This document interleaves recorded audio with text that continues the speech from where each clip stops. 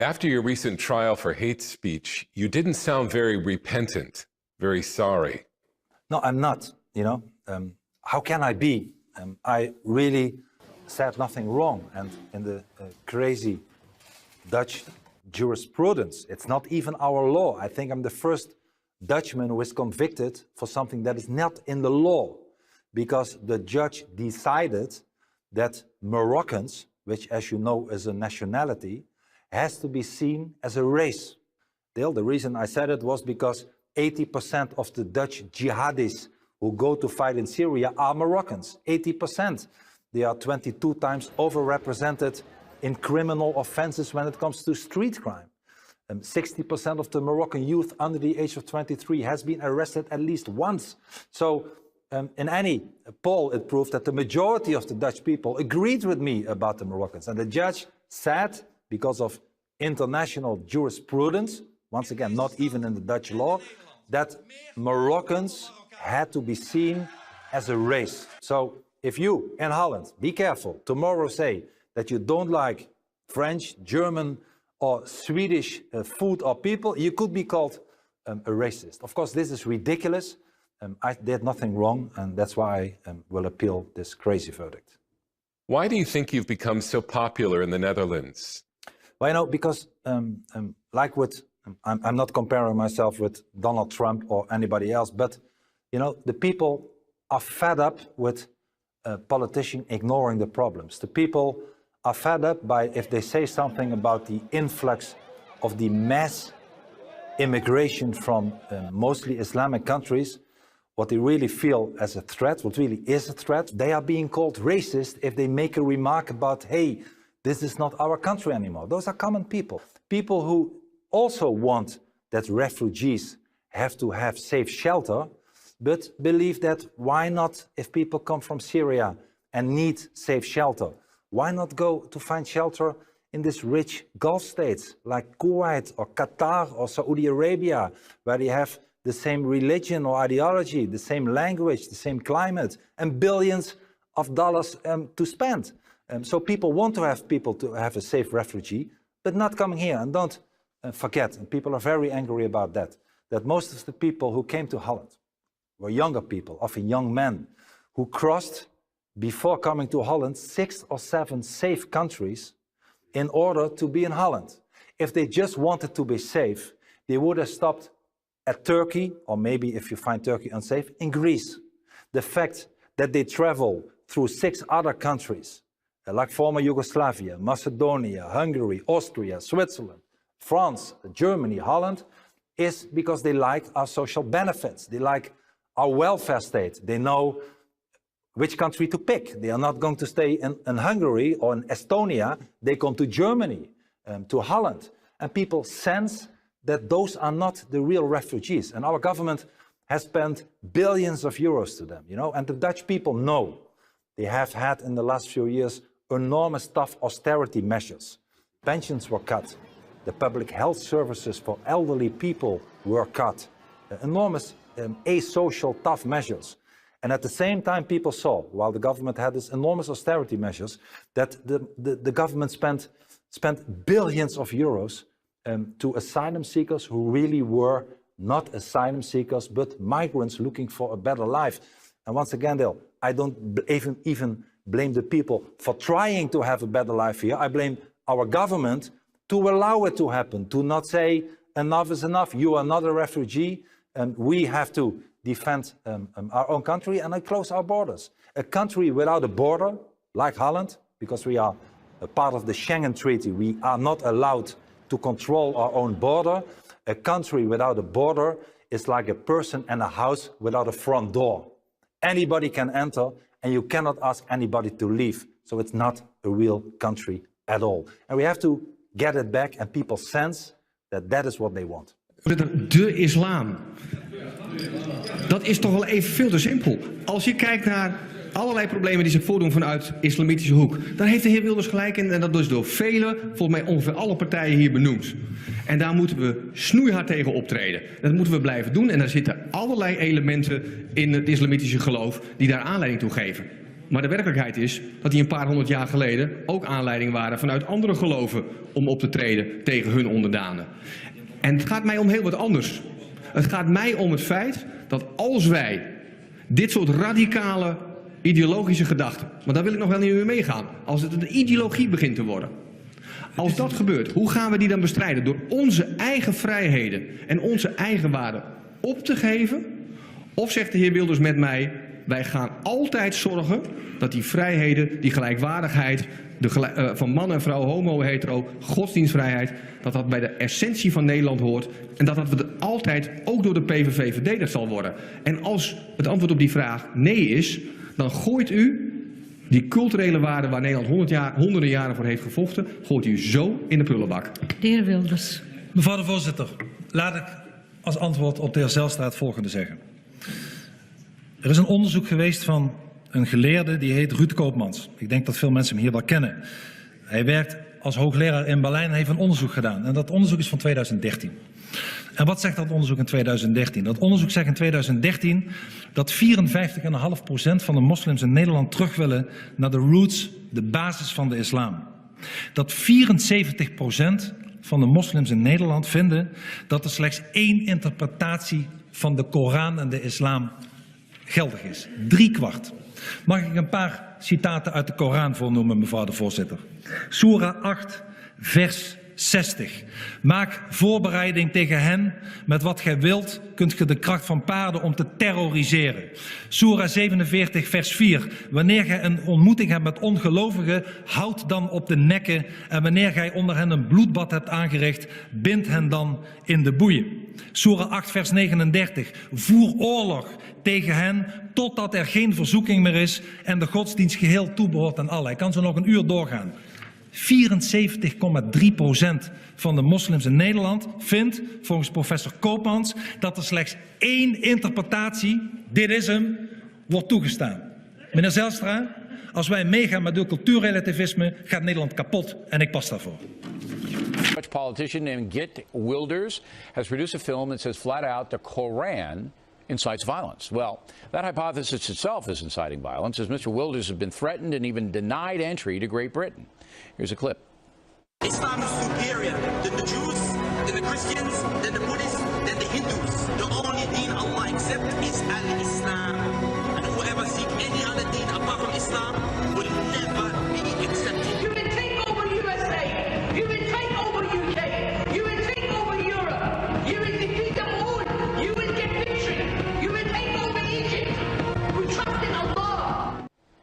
With us now is Geert Wilders. See, USA, much more open-minded country than Great Britain, isn't it? You're here. You didn't get hassled, did you? No, not at all. All right, you're here on the biggest cable show in the country. Well, you are a country that, fortunately, unlike the British, is still very fond of free speech. I didn't like that. You know, I love Great Britain. I'm going there in May, and I studied there for a year. I didn't like the fact they didn't let you in. I thought that was wrong. I didn't like it either. I mean, even if you disagree with somebody, please give them the room to speak and use your freedom of speech. But they're afraid. You know what they're afraid. They are afraid. They're scared. And they are not only afraid, but they were threatened with 10,000 Muslims. Of course. But in front of the you were House threatened. of Parliament. How many times have you been threatened? 5,000? I mean, you know. I don't know. And one of your countrymen that, got killed in I did, the yes. Netherlands. And I'm for 4.5 years now under 24-hour police protection. I lived with my wife in, so that's what it's all in about. jails, in prison cells, and whatever. But still, I'm a fighter, and I'm fighting for freedom of speech. All right, I got to challenge you on this thing. Sure. It's 15 minutes, okay? And you got nuts like you showed here.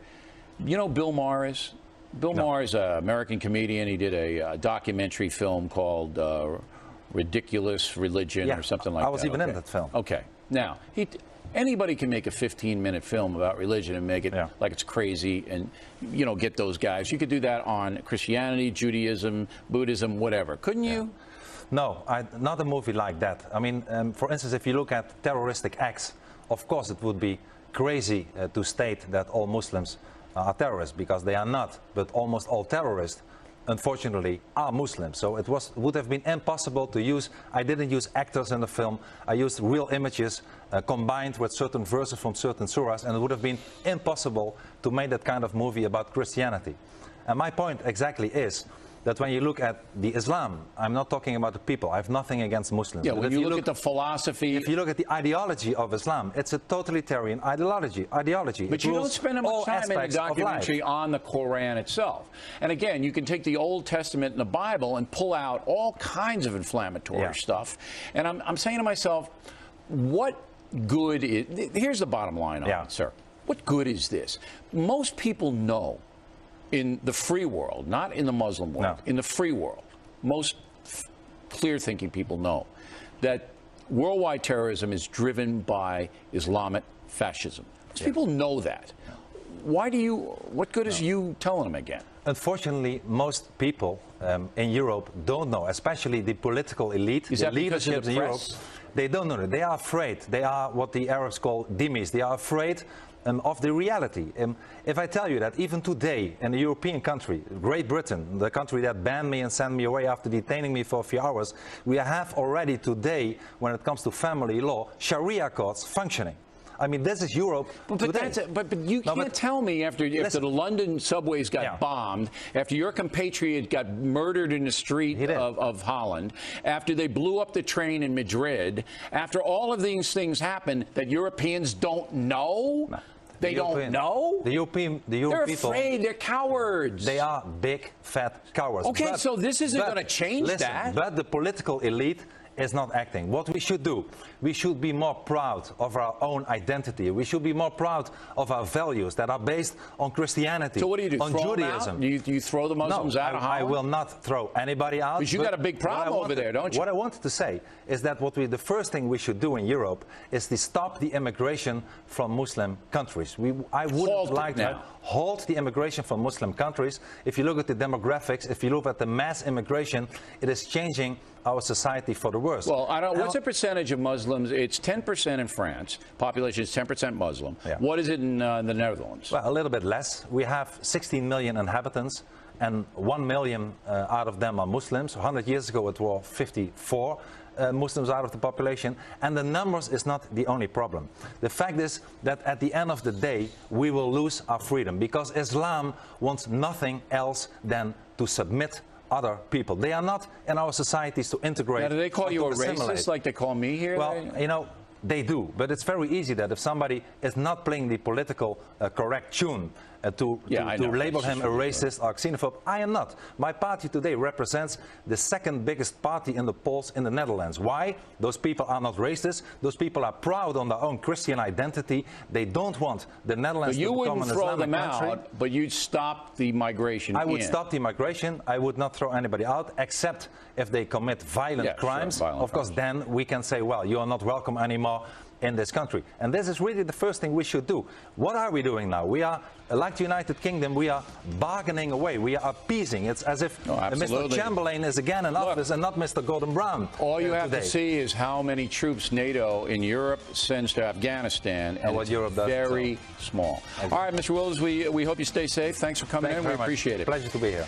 Well, you know, we are not in charge of our own country, our own immigration policy, our own border anymore, and the European Union, together with Turkey and other countries, are making a big mess of stopping the tsunami of migrants from the Middle East and Africa. So the only thing that we should do today is to close our national borders, because when it comes to our own culture, when it comes to the cost, when it comes to terror or security issues, we should take the lead when it comes to controlling our own borders. And in order to do that, I think we should leave both the Schengen Treaty as well as the European Union as a whole. Leaving the EU, in the UK is actively discussed, but there are a lot of studies that suggest it could be really bad for business and that it could cause the currency to plummet. So how do you assure Dutch citizens that the same thing wouldn't happen to the Netherlands if you left the EU? Well, we had an independent UK bureau investigate this, and they made a report of us. They worked on it for more than a year. And it proved that after some initial cost, at the end of the day, the Dutch would benefit economically even more. We would have an economical growth of more than 10% extra in the next 8 to 10 years. And of course, this is because, like Switzerland, we would want to leave the European Union but still have access to the internal market. I'm very much in favor of free trade. As Switzerland, we should be in the heart of Europe, but outside the bureaucracy of the European Union. And at the end of the day, if we will still have access to the internal market, which I'm sure that we can have because it's in the interest of all the other countries as well, we will be sovereign. We will be sovereign how to spend our own money. We don't have to spend it to Brussels or to bailouts to countries like Greece. We can spend it to our own citizens. We are in charge over our own borders and immigration policy. So we'll have only benefits. So I hope a lot that at the end of the day, the British citizens will choose that the United Kingdom will leave the European Union, and I'm sure that there will be an enormous incentive for so many other countries, amongst which my own Netherlands, to follow that example and leave the European Union. Are you on some sort of global jihad against Islam? Well, indeed, I'm more on a global jihad to preserve our freedom. I believe that even though I have nothing against the people or Muslims or anybody for that reason, I believe that Islam and freedom are incompatible.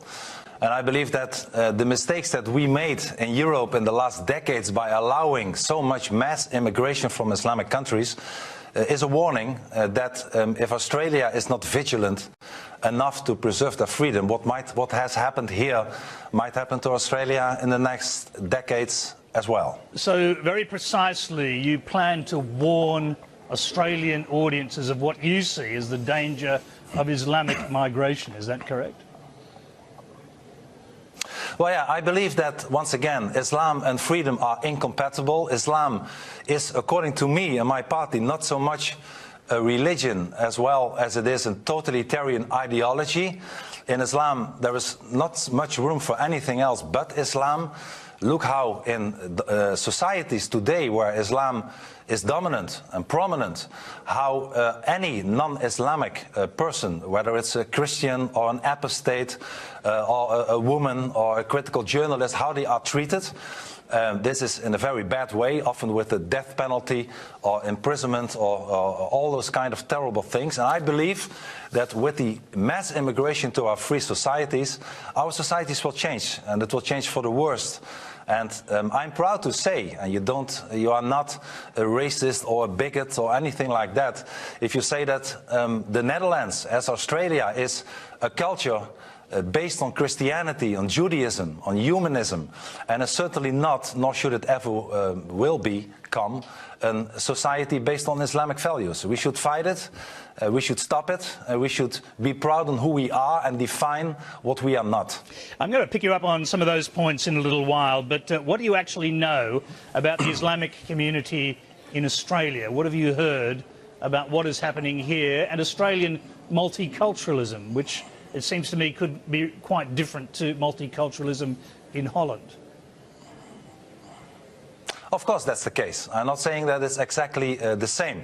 I know, and I also spoke in the United States of America and in Canada and other countries where they have good results with immigration, that it cannot be compared everything to Europe. But I know that where we today in Europe have an enormous influx of, in the last decades, of people from Islamic countries, that our society has changed, that it has worsened for that reason, that unfortunately non-Western immigrants, often Muslims, are overrepresented in statistics of crime, of dependency on social benefits, that we have honor killings, that we have genital mutilation, that we have streets where women with headscarves and burqas are not the exception anymore, and that it's getting worse. And what I'm trying to do when I visit your beautiful country, Australia, is warn Australians that even though it might not be the case today, learn from the mistakes that we made in Europe, be vigilant and look at Islam for what it really is. Islam is not a religion of peace. Islam is a totalitarian ideology. The best example is that if any person, any Muslim wants to leave Islam, then the penalty is death. It is not even allowed to leave it. And that's why I believe Islam should not so be compared with other religions like Christianity or Judaism, but Islam should be compared to other totalitarian ideologies like communism or fascism.